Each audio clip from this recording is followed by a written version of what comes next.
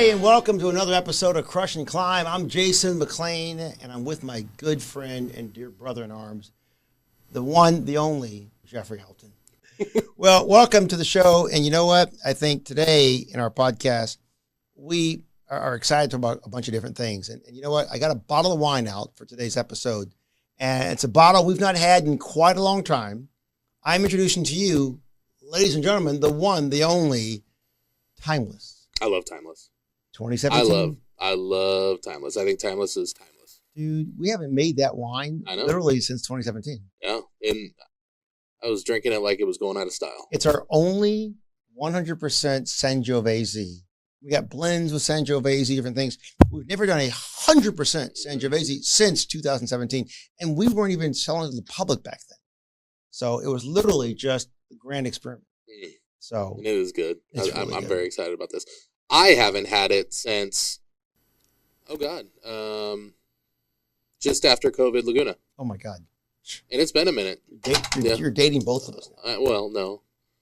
I just think that it was there and there was more of an abundance of it. And I think you're a little short-staffed on that stuff now. I know. It's a moment. God bless America, the queen, dogs and cats that live together. It's a good sign, though. That means you sold it all. I sold it all. Yeah. I think right now we've got probably 20 bottles left, if that, because I have wine that I don't put in inventory so my staff don't grab it and sell it or drink it.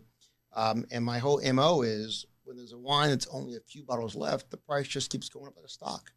And I hope you don't buy it because the more it ages, the better it becomes. Or you bless it in an event like what we're doing here. Exactly. Yeah. Yes. Because, this is America. Yeah, dogs, cats. Yes. They live together.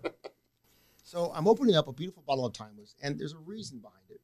And so, first of all, yummy. All right. So, my friends, let's go ahead and take some Timeless out for a second. And I want to take a moment, Jeff, and pour out a little bit of the wine. So let's go ahead and do some love here. Mm-hmm. Oh, God, yeah. That's like movie wine. That's it, baby. That's a movie pour. This could be like the movie Psycho and all the blood. Oh, yeah. All right, so my friends, here, as you can see, is the coolest example of a great wine. It's Timeless. It's 100% Sangiovese, and it's from the year 2017. And this particular bottle is number 0216. We name every one of our bottles, and we number every one of the bottles. And tonight, we poured a bottle of Timeless because I want to talk to you tonight about making money. Simply put, the timeless effort of the day-to-day grind and what it will take each person to find a way that they can meet the numbers at the end of the month. What's the one thing that we do when we're trying to get a deal done? I mean, listen, it's for us right now. We're doing this podcast. It's the middle of the month, and it's past the hump day of the middle of the month. The 50th is past, and we're closing towards the beginning of the next month. And frankly, we're selling this, we're selling that, but damn, we got to make sure rent's covered, mortgages get paid, payroll gets done, sales commissions get engaged, and start all over again. Mm-hmm. Now, you are in a business that lives and breathes by the day and by the numbers, by the month. And so, the book Pivot to Profit is all about showing someone how to make money when they're in crisis. And you've been in sales your whole life. Mm-hmm. So you're on the guest today. You're the co-host today. And so I believe that making money is a timeless quest. It never ends. Oh, yeah. Every month we're going after the same door to open it up again and again and again. So let's raise our glasses, shall we? Absolutely. And cheers to the doorway of making a damn buck. Please. Oh, that's so good. Did I just become Catholic? I think you did. Oh, my. That's good. Gluteus maximus. As it was in the beginning, now never shall be, world without end. Amen. In nomine Patri vino. I love it. I love it. All right, Jeff. That is delicious, by the way. Isn't that good? Yeah. Do 100% Sangiovese. And listen, if you don't have 100% Sangiovese. I have a goosebump from it, yeah. I'm a gooser. Ooh, that's good. If you don't get 100% Sangiovese poured into your mouth every single day, then you haven't lived. You haven't lived whatsoever. Yeah, you are definitely living in a bubble. Yeah. Bubble boy. So, dude, if we go back in time, we think of the worlds that were before us. Like right behind me here is a 1921 Royal typewriter. And I love that typewriter. My brother John gave it to me. That's cool. Yeah, he gave it to me as a gift. I don't know if he got it from a garage sale or in a garbage dump or whatever it was, but he thought about me because I love to write and I love words. So this typewriter, 1921, guys are out there working their butts off, trying to make a living. And everything we look about, everyone's trying to make a living, whether you're a musician, whether you are a salesperson in the auto business or in insurance, or whether you are a wine owner, or whether you are whoever you are. It takes dollars to make the world go around, and you control a sales team at your organization, in your dealership. Yeah. So what do you tell people? What do you say to somebody who's got, at this point, middle of the month, how do you grind? How do you find a deal? How do you close a deal when you have no choice? Well, a lot of it has to do with, obviously prospecting, but you don't want to focus on their strengths. You want to focus on their weaknesses, is everything that they're missing throughout the entire month originally. So they've already tackled their strengths. Obviously, we're at the 23rd of the month. Yeah. So they've already had 23, 22 days to tackle their strengths. The last grind is their weaknesses, everything that they haven't done already. You got a majority of the month that's already over. So everything else you have to focus on is everything else that you haven't done the entire month, because that's the leftover meat of the bone. So you don't want to keep going after the people that you've already gone after. You've already exhausted every resource in that avenue. You want to go to the people that you didn't think was a deal and swipe back at them with information that they don't already have. So the customer's already said no because you haven't said anything that's actually piqued their interest. You haven't delivered information that they've found to be enticing. So that's your job, to swing back around. For example, I'll use car dealership as an example. If you have a dealership that has a abundance of a certain type of car, and the guy in charge says, hey, you know what? We're going to do blowout specials on these. You're going to go to everybody that's already said no and offer them a deal better than the deal you've already given them. Now you have information to give them. You have something at the table to talk about. You have a reason to call them. Because before, all you're doing is saying the same thing that you've already said before, and they're not going to say yes. So you have to bring something else to the table. That's that last third of the month grind. That's what it's all about. How does someone pull that out of themselves? Oh, it's now you're talking motivation. That's a whole different thing. You have to be motivated to want to actually do that grind, and that's the point of the sales. Sales is a different game. Most people would say not everybody's bred for the sales game. Not everybody has that in them. People feel like there's a certain title with salespeople when it comes to, they get a bad rap and everything like that, but it has nothing to do with that. It's about delivering deals. I deliver deals that are phenomenal. I know that there's people that don't do deals the way I do them. There's people out there that take advantage of customers, and I'm just not one of those people. I am a market salesperson. I deliver what the market's doing. If the market's down, I will deliver the down market. If the market's up, I will deliver the up market. It is what it is. Now, I can find a way to bring value to the up market also, so that way they know that they're getting value on it. So let's clarify that one. So those who are just learning the details of this one, when you deliver value to the down market or the up market, are you making reference to the fact that the up market, meaning everyone's buying, there's a lot of competition in the world, and you want to bring value to somebody, although they go anywhere else to do the same deal? Yep. The down market is where you're walking to a place where you need to sell that one, and they know you want to sell that one, and you're trying to find a value position to give to that individual 100%. When they know that they have you over a barrel. Yep. It's hard. Yep. It's that's probably the down one is the hardest part. Yeah. I lived through the joy of COVID, where there was no inventory, and everybody was just knocking on the door and saying, please, can I buy it? It literally took zero talent. You just had to have a person to process the deal. Oh my God. That was it. That's scary. And it was sad to say sometimes, because there were some times where I had friends, that want to buy cars. Yeah. You were one of them, but we waited on the deal. Yeah. And we approached the deal, but there's other friends that have to buy at that current point, and you just can't help them because it doesn't say Jeff Helton Motors on the front of the building. And I got someone to answer to, obviously, but I do understand that when I work somewhere, I'm going to work somewhere with integrity. I want to make sure I can sleep at night. Yeah. So the whole purpose of, the down market is strictly a grind. That's the grind. I believe we are halfway between the up and the down market. It's really vehicle based. Every make has their, niche vehicle. And then they have the rest of the stuff that they have to get rid of, the market share that they have to produce. So it's really about grinding out and just trying to sell to zero. Yeah. Trying to get zero inventory in stock so that way they have to replenish you all the time.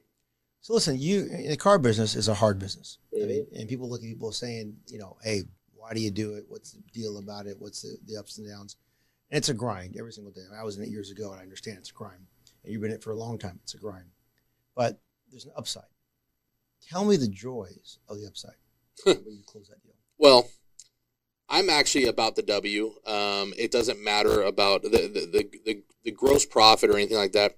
Is not really the win. I mean, there's been times where What's the W? The win. Okay. Just the win. I'm in. I don't like a customer leaving without the car. Yeah. And that's my win. Is I've had days where the next day I've had boss man come in and tell me, what in the heck were you doing on that deal? And I go, I just had to win. Yeah. I just had to put them in the car. The car had to be in their driveway. So there's times where I make a decision and it is absolutely the wrong decision, but that guy is in the car. Business wise, it's probably the wrong decision, but I just had to win. And I got people in front of me looking at me like with little doughy puppy dog eyes saying, I worked hard on this deal and I need to get paid. I'm like, oh, you're right. Yeah, I gotta deliver the deal. Yeah. So I go out there and I do everything. And when I'm failing, I'm like, I'm still gonna roll this deal. We're doing this deal. But I'm more about the win and less about the money. I don't know. That's a competitiveness in me, I guess. Yeah. So it's a little different. So what do you tell your guys, your sales team, when you are literally at that one moment and they've got to close the damn deal? You've got 2 weeks left. Here's the guy who's been with you for many years or just joining you, and you've got to get 30 more units sold, and you're trying to get this guy engaged. What do you say to him to motivate him to get the other? He'll bring in 3 units if he can work his butt off. Well, I try not to do money motivation because that breeds bad habit. We have a pay plan that's actually designed for volume pays. It's probably the best pay plan I've ever seen in the automotive industry. And I mean, we actually have a scenario where can I talk dollars on here? Yeah, okay, sure. This is called Crush and Climb. I know. I wrote a book on profit, so if we can't talk dollars, we're in the wrong room. I know. Some people are like, there's no reason to say a number, but that swine's so good. So delicious. Man, I want to crush it every day with Timeless. We have a internet sales department. You got the regular sales department, which is like, walking customers and phone calls and things like that. Sure. And internet sales is when you submit a lead through maybe the website or any other lead source, and it comes through, and their job is to gather information and deliver it to the customer. It's usually more of a volume-based department. We have a pay plan that's structured, and this is where everything's going to come together. That we guarantee that if you sell 20 cars in a month, we'll pay you $20,000. And there's not very many stores out there that are willing to back that up. Wow. In the 2 years that I've been at this dealership, I've only had to true up one guy. Wow. The pay plan usually takes care of that, the way that it's designed. So you just said you sell 20 cars, I'll give you $20,000. Yeah. Guaranteed. Yep. No matter what. No matter what. Minimum. Yep. So those who are listening to this episode right now, this show here on this podcast, and they hear that. Yeah. And they reach out to you in your dealership, and they say, I can do it. I'll close those 20 deals. I guarantee it's done. You'll bring that opportunity to them based on the way the plan is today. Yeah. Right. And so when it comes to the motivation, the pay plan will motivate the money alone. So I don't need to bonus them out to make those extra deals. It's really about managing results. We have a certain level of activity and results that you have to be doing every day. So I kind of monitor those, and the deals just happen and fall. into their laps. So you put together the system Mm-hmm. to make sure that you can close a deal. Yeah. And that system, if they do the work, Follow the process. I got to make these phone calls, these emails, these communications, these touch points, this process. Yeah. And if I follow those every day, then I should close myself 20 deals in a month. Yeah. Right. And so you're following the nitty gritty details. So it's not Mm-hmm. just, hey, go out there and do your best. No. It's go out there and follow my plan, shut up, follow my plan, sit down, let's get you going. Yeah. It's more of like here's the process. Have blind faith. Yep. If it doesn't work, we'll pivot. I'll figure it out and I'll make sure you make money. Pivot to profit. Yep. Love it. Another thing is I had this is where you have to understand that it doesn't just always fall on the salesperson. It's always about management. We have a great team where I'm at. I love everybody on the staff. My GM, he was at a dealership, or he was in control of a bunch of dealerships at one time. Sure. Where he worked for a group, and they couldn't let somebody go unless he okayed it. And they sent over information saying, this guy's taken the most customers, phone calls. He's, been with these people and he's sold the least amount of cars. We got to get rid of this guy. Right. He goes, what's his name? And looks him up and goes in. This guy had the most, we call them opportunities. So the people that walk in the front door, phone calls, interior phone calls and exterior phone calls, or inbound phone calls, outbound phone calls, and write-ups, which is, the customers' commitments and things like that, but never sold the cars. Had the least amount of cars.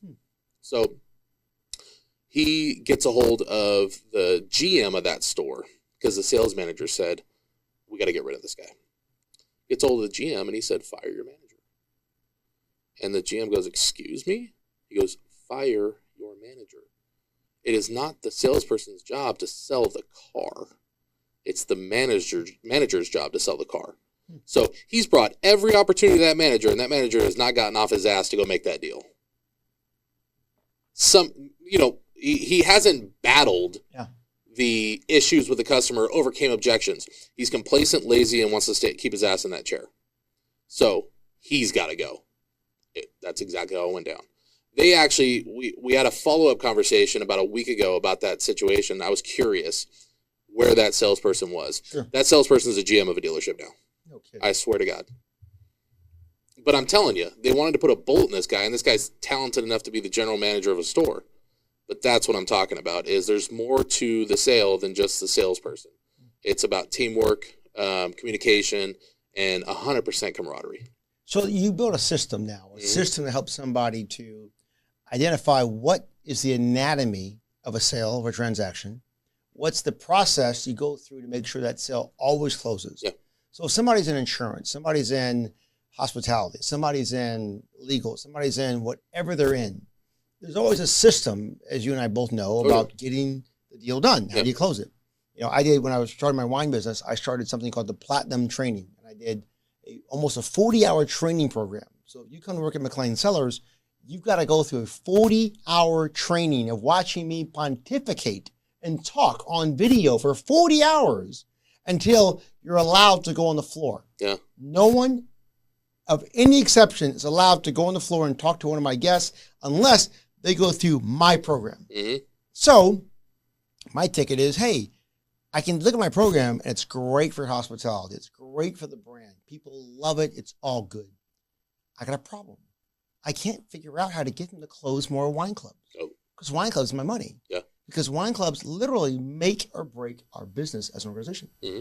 And so I've been struggling for months of Sundays. So I know how to teach them the system, teach them the process, make sure everything's all good. The experience is perfect. But when it comes to that close, turning that person into perfection and saying, you need to get wine on a regular basis. You say, I've always gone to the assumption that says, listen, I'm going to give you a dollar amount, so many dollars for every member you sell. And then when they buy allocation revenues in wine clubs, I'll give you that money too. So if I give them I give them cash, but it doesn't make them happy. A residual as well. Exactly. Yeah. A residual. Yes. And they're not happy. They're not making the numbers. So what you've got here, which is great for someone who's in crisis, someone who's trying to figure out how to make a deal done, And for the salesperson, so listen, if you're listening today, and this is maybe your first time or one of the other times, and you've never heard the story of a proper, true, 100% grinding sales manager, the man, the myth, the legend, the guy who can sell ice cream to Eskimos and get the store up for the winter. You've got today on Crush and Climb, Jeffrey Helton.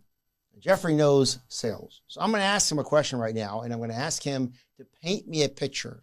And he's going to take this idea from his experience in the world of selling, in the car business for many, many years, but more so selling directly, and give me a path. So we'll rise up with Jeffrey. Are you ready? Let's rise. So Jeff, I'm trying to find out how to sell wine clubs in my business. Okay. My people are happy when they come in. They love the product. The product is fantastic. They're really, really good. Give me a system where I can offer my staff a guarantee at the end that gets them to come in and close a deal from zero to hero. They love the wine. They're pouring their wine. The person's happy. My original plan was introduce our benefits, our program, and then see if they close. They say no, walk away. It's not the right program. It's not working. Right. Give me a plan to sell wine. Well, a lot of it has to do with, and you and I haven't spoken about this yet, so I'm kind of just winging it. But that's why I did this. I would say the majority of it would have to come to treat it as a book of business. When I get a fresh salesperson in that has no customer database, I will supply them with a customer database. I will give them people that have been to my shop, contact them, talk about specials, talk about deals, talk about something that's going on. That way, maybe I can entice them to at least come in for a test drive or a tasting. Invite them in for a tasting. Sure. And then build that customer as your customer and own the customer. Interesting. Create a book of business. That way, your people come to you. You're their own concierge for all the wine. And then their book of business will build over time. And this is more of a longevity thing as well. It builds longevity, less turnover. And then, obviously, because you have residuals, their job is to want to put as much wine into them as possible as far as allocation. Start them off small, then grow them. So you want to put someone into the entry-level car, the entry-level wine club. You know, you start them off small. You don't always go for the big prize. But I'll always tell you, someone comes in and is stupid enough like me to flop for all the stuff because this wine is so freaking good, just let it happen. Dun, dun, dun. Don't talk past the sale. That's a good one, by the way. But that's it. Write that down. I got to have that on the bottom of the screen. Don't talk past the sale. Well, it's true. I mean, if someone comes in and says, hey, I'm in love with this wine, what's your best package? Just write it up. Don't over talk because you might screw the deal up. But always offer the lowest amount. Don't talk about anything higher. Let them talk about the higher one, saying, well, only your bottom one is 4 bottles? 3. 3. So let them say, oh, we plowed through 3 bottles in a week. Let them talk themselves up. But all you've done is you've taken someone that has no customer database, given them customers, they've invited them in for a tasting, and you've pitched them on the lowest level of your club. That's all you have to do. That's it. You have to cold call. You can't just pray that your SEOs or whatever is driving people to the store. So they're in the store, right? And you've given them everything they want. I get the idea. I love the idea of going to the staff and say, okay, here's 10,000 people, call them up and bring them in, give them a free tasting, give them up. I love that one. That's one. Number 2, they're in the late tasting room. They're at the dealership. They've enjoyed the cars drive. They've enjoyed the wine. They're having a good time. They're having fun. What's the close? How do you see the close? Well, it's asking for the close. It has nothing to do with, there's no special remedy to anything. It's a little different with the car business because we do, we call them payment brochures where I'm from. And it shows cash price, finance, lease, different down payment options. It's basically every option available, which I've seen your club membership card and that's what it has. So it has everything available on it. So you're pretty much just presenting the menu to them and allowing them to make the decision. Start them off small, show them the bottom, and let them work themselves the way up. When it comes to the close, you have to, I would say in your business, Let them know whether there's an out or not, or I don't know if there is an out, but let them know that, hey, I can put you on to a trial run. I have the ability to pause you for a certain amount of time. Take away any and all fear of the expense of remove the objections. Yeah. Take the fears away. So go in, connect directly to their desires and take away the fears. Well, most deals are not made because you haven't removed the fear of the customer making a bad decision. Correct. Yeah. Yes. So that's what I always base everything on is whenever I'm with a customer and I'm really not a pushy salesperson. I don't push. Yeah. I make sense. I reason. If I was in your lounge and somebody said, well, I don't know about it. And I'd say, well, obviously I haven't given you enough information for you to make a good decision. So what information haven't I given you about our product? You have to understand that you haven't given them enough information to just say yes. So it's all about knowing everything front and back. All I do is drink the wine. I wish I knew more about your wine. Maybe I should take the class, but it's all about having the information to give to them. So customer asks information saying, hey, I really like this one. Tell me more about it. You're going to keep giving them information about the wine and you're going to let them taste it while you're giving the information and talk about it. And, building the value in the wine and why it makes sense to be part of the club. So I want to go take it one step further. So, and I think that every industry should do this one. I don't know if you guys do this in the car business or there's regulation where you cannot, but tell me if you can. So one of the ways I made my living before I got into the wine business and of course into, the world is affiliate marketing. I am all about giving a piece, giving back the kickback. Matter of fact, when I was in the car business, I had a brokerage service back before they really had them per se. And I had something called Pacific Auto Leasing. This is way back in the 90s, a long, long time ago.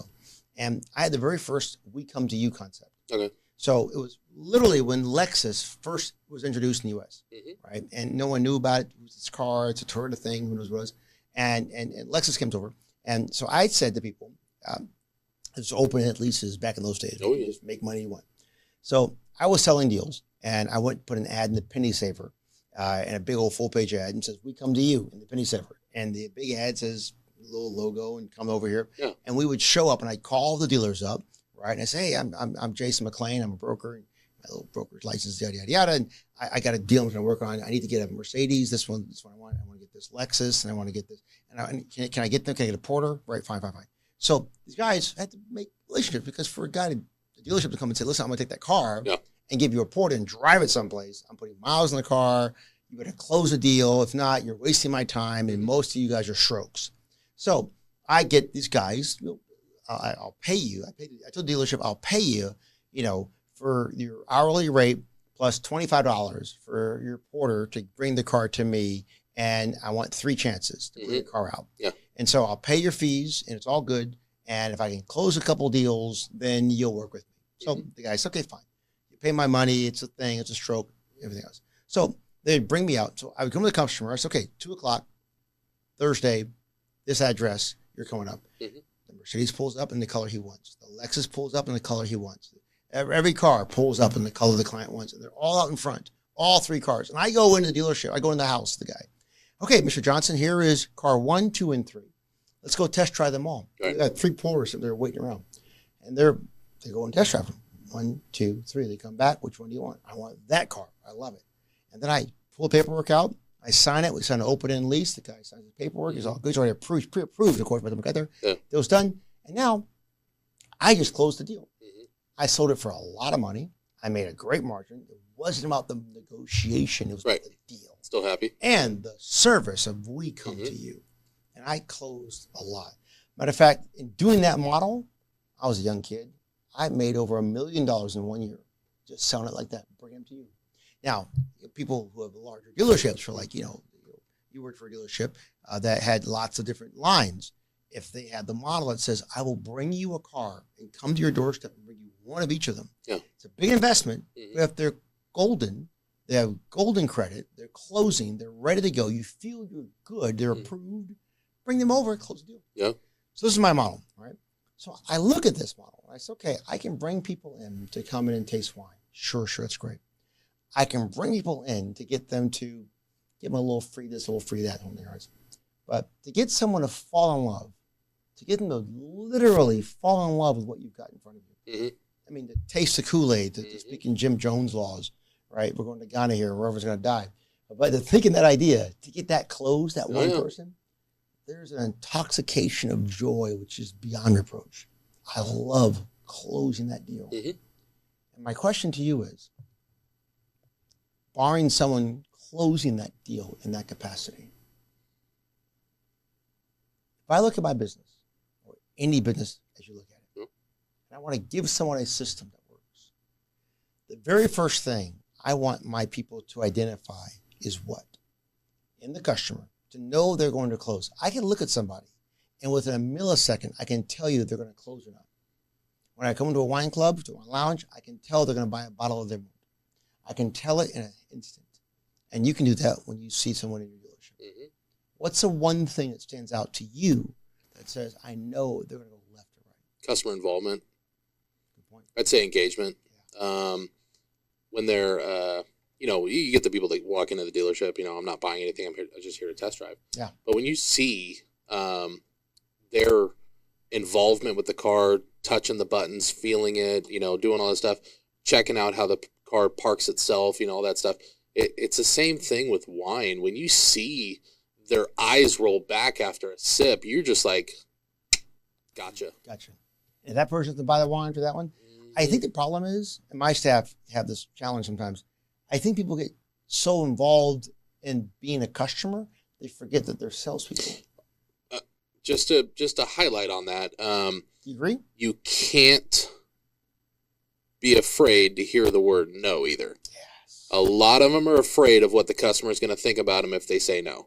They always say, customer says no to me. Oh my God, they're going to hate me. They're never going to come back again. It's like, you've painted 6,000 different ways this customer's going to hate you before you've even asked them for the business. So you got to think outside the box. You have to understand that all you're doing is trying to provide a service to a customer, and they came to you. Yeah. It's not like you went to their house and you're not a door-to-door salesman selling knives. Right. Not at all. God bless you, people. That's terrible. Right. But I think, when they're coming to your company, and they're walking in and they're saying, I want to try this, it's okay to ask them to join. Right. It's not bad. And so when you see someone that is just enjoying and having a good time, and it's not literally all about the wine. I also join because I love the atmosphere of the lounge. Yeah. It has to do with everything. It's we keep our facilities modern, clean, this and that, because when people come in, we have the Sonic Ice. We have Sonic Ice. If you want to have, we do ice waters. So Sonic Ice, people like chewing on it and stuff. It's an extra added experience. And my GM came up with the Sonic Ice. He had to get it. I was like, dude, brilliant. But the when the customer comes in, it's about, do you want? I know you guys have water. You bring them, perfect. You bring the wine. You bring their tastings. Hey, did you guys want some chocolates? You want some, you guys want to help yourself to some meats and cheeses and whatnot. But it's the whole experience. When I drink wine, we put out a display, I like to have the charcuterie. I like to have it all. I want to taste the hot honey on this, and I want this and that, and I want to drink my wine. And it's about an experience. It's not just the wine, man. It's about, falling in love with the whole day. Yeah. And that's what they have to do. The ambassador has to know that if you're not giving the customer that kind of experience, they're probably not going to join. Yeah.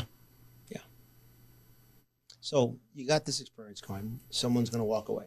Mm-hmm. You haven't closed them. You've given them everything. Yeah. And the customer's ready to buy, but you didn't ask for the sell. Well, there's a no call too. It's the no call. Let's talk about it. Yeah, the no call. I learned this one. I sit with my GM a lot, and he tells me a lot of stories. He's got a very successful son with AT&T selling fiber, and this kid's a beast. But he told me it's an old school thing that he came up with called the no call. The no call is everybody that said no to you in the lounge, they're the phone call tomorrow. And they're the phone call tomorrow because you don't didn't give enough value to something, and there's something that you have time to now assess and evaluate that you didn't give to them when they were there. It's the boo-boo. It's, I didn't do this and I should have done that. And I'll tell you what, I'm going to deliver tomorrow, and this is how I'm going to do it. Whether it's, you know, I'm not going to say, I don't want to say give anything away for free because I hate doing that. I don't mind the experience, but hey, you know what? When you came in, I did notice that you were more a fan of this type of, and I really focused on this type of wine. Next time, why don't we schedule an appointment for you to come back, because I really like to show you some other stuff. Not to mention, we do have an event where the guy's going to be playing live music, everything. Why don't you bring a couple extra friends? But what you're doing is you're kind of being like, remember back in the day when you try to get on the guest list of the club? Yeah, of course. Yeah, you're that person now. You're the promoter. Yes. You're promoting the lounge. Yes. So promote the lounge. You're putting asses in the seats. Yep. And you're giving yourselves a more opportunity to actually sell more wine club memberships. Yeah, of course. But the no call is calling them up and offering, you know, you focused on whites because you're paying more attention to the wife. And maybe the husband's the decision maker, or vice versa. But your job is to figure out what do I have to do to close this deal? You have to assess the value and who's really going to call the shot there. Okay, you just opened up Pandora's box in the best way in the world, because what you just said was you have to have a system of owning the customer experience and the aftermath of that one in order to close that customer. Oh, yeah. So the answer is document every single detail of every single moment with the customer experience. Document it all. Daily log. So imagine somebody coming to my lounge and say, listen, I want to have some wine. In the first part of the tasting, we bring them over, an iPad. The QR code goes over. Listen, we would love to stay in contact with you. So fill us out. And people will give their email address at the first one or two pours. The wine's good, they like it, the experience is good, they're having fun. They will give a review right then. That's why we have these called pop cards. Yeah. Right? The pop cards are great because they click on it, they give us reviews, we're good. That's why we have great reviews, because we get them when they're ready. Same thing with getting their data. Get their name, their email. At the same point, pop card comes in, review comes in, customer goes in. If you can't close them, you call them tomorrow. When you call them tomorrow, you offer them this, you offer them that, you talk to them, you engage them, you make them a relationship. I think every deal was going to be closed, whether you're insurance, whether you're legal, whether you are cars, whether you are paint sellers, whatever it is. Every deal wants relationship. All the customer wants is to be heard again and know who you are. If you can give that to them, you own them. You own them in a heartbeat, because this is truly the testimony of a sales agent and a sales client. I want to be sold by somebody who wants to know me, because our entire lives are built on one thing, being relevant. So I think the answer in sales is about being relevant. It comes down to the same thing of, you know, when I think of the RISE system, and I think of Pivot to Profit, and I think of the book that I wrote and all that world, it's about when you're in crisis trying to close a deal. You're not trying to like say these magic words or click your heels 3 times and find the deal go in. It's going back to the basics. And the basics are, 1, building rapport with the customer. 2, not over pushing the customer. 3, letting the customer say no and go away. 4, having the contact details to call the customer back the next day. 5, waiting for the customer to come back. Could be 6 through 10, the customer always will come back. If you love them and they love you and they have opportunity and you feel them that they have given you grace and opportunity and you've given them a reason, they'll come back. You said have a good experience. Yeah. They'll be back. That's it. I heard you saying the name and email address. The way to differentiate and get the phone number as well is I can't email some of this data that you want. I can text it to you if you like. Oh, wow. So that's a good point. You walk in, you have to have, I text you the details about this wine. You like that one? The scorecard Can I or text whatever. you the tasting notes? Uh-huh. Gosh darn it. You can text. Oh, my God. Listen to me. You're learning from me, but I'm learning from him. Because the truth is, we're all learning because he didn't suck. That was free. Yeah, thank you. But I agree. I think that, creating the model of having them promote the store from past experienced guests and bringing them in, and then having a resell process going, and then doing the no sell afterwards. I mean, you just got to take your swipes, and then obviously you can tell if you have someone that just wants to come in and drink wine and not be part of the club. That's fine. There's nothing wrong with that. But you have to look for your book of business for the wine club. I love it. Yeah. All right. So I already drink all my wine because I'm an American, and Jeffrey here is learning the joys of being an American. So allow me one moment. Thank you very much. And then let's go ahead and take that bottle.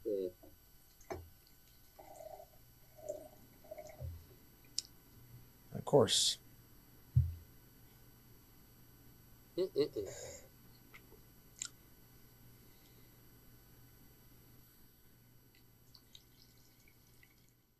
ever have you're YouTube TV, aren't you? Yeah.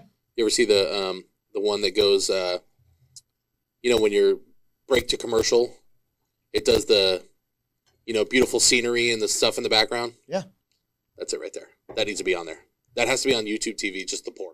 Well, the pour, that's how we got, this camera. So it's funny, when people watch Crush and Climb, not everyone knows that we shoot Crush and Climb at the McClain Cellars winery in Irvine. And the room we're in now, and some of our episodes are in the Vibe. This was called the Cellar Studio. And it's, one of my favorite studios. It's a lot of fun.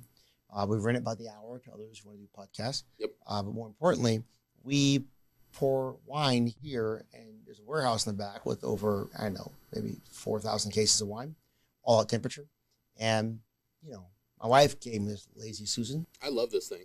I talked about it day one when it came That's in. That's right. You remember me. Yeah. It's very cool. And you can spin it around. Listen, this is the wine. That's right. You can watch the details. Look at the score. It goes around the corner. Yes. So, now we have the thing. Because Crush and Climb is about hosts, because I have different guest hosts for Crush and Climb that will do their own deal. But more importantly is climbing out of the shit you're in. Yeah. And enjoying a good glass of wine. And I got respect for a lot of the guys who came before me, like Gary Vaynerchuk.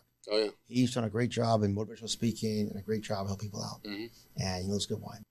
And I got a lot of respect for people who just love the world they live in. But more importantly, I have a lot of respect for you. Because you just gave me a path for my own business, my own winery. And I tell you, wine sales aren't what they used to be. And the world ain't what it used to be. But our friendship always is. And more importantly, the path, the promise always is too. So I raised my glass. And Timeless was today's wine. And as we close up our podcast in this episode, we know that Timeless is the sales process. Every month we get that gauge going, that grind going. And it gets scary sometimes because you haven't got enough deals in the pipeline. I can't wait. And I'm excited to go, and I've done this many times before, but I want to bring you with me. Would you be interested in coming with me to different companies, different corporations, different businesses, and helping them pull back the kimono and finding the agency of sales? I think you'd be good at it. You open? I can help you with anything you need. Dude, I'm in. Yeah. I've written a workbook for companies. I've written a program for businesses who are in sales slumps. I want to find the company who can't figure out how to make the deal close and get their guys and gals to work it. I want to bring in my friends like yourself to let us close the damn deal because to pivot to profit, to Crush and Climb, you got to close the deal. Oh, yeah. And you know what? It's not hurting anyone. It's about making sure they get the best. I love it when the customer gets what they need. Like you say, you love it when they win. They get the car. They drive in that car. When someone goes home with a bottle of wine, it brings a tear to my eyes. I get a little girly. The warm and fuzzies. It's the warm and fuzzy. Oh, yeah. You got the deal. You're good. You're happy. Like it. Oh, my God, yes. Yeah. And of course, they drink Helton's Heroes. My friends, Crush and Climb. It's better because it's been open. I do. It grows up quick. Yeah. So, my friends, today, you got a door. Tomorrow, I will open a different door with my friends. Jeffrey, myself, others who will open up doors where you can enjoy a good wine, great crush, but more importantly, climb out of the crap you're in. Because tomorrow, I promise you, the sun will rise no matter how bleak or difficult the doors look into right now and how you're not making the money you want or the money you deserve, I can promise you one thing. No uncertainty. It's a season. It's now. But every day, like the sun revolves around its moments and the moon revolves around its moments, and you revolve around those you love and those who love you. So will your sales cycle. So will your deal. Your responsibility is one thing. And your mission, Mr. and Mrs. America, if you choose to accept it, is to grind your ass off. Don't freaking quit and go to work. Because now is your season to make tomorrow work. Because if you don't, then you're going to be eating in a breadline. And that sucks. Until then, crush, climb out, sales. Please don't. Thank you for joining entrepreneur, author, speaker, and winery owner, Jason McClain, on the Crush and Climb podcast. Here, we hammer raw experience into wisdom, helping you not just bounce back, but bounce forward with new strength. To continue the journey and build a life that's not just successful, but significant, subscribe to Crush and Climb wherever you get your podcasts. Let's raise a glass to the journey ahead.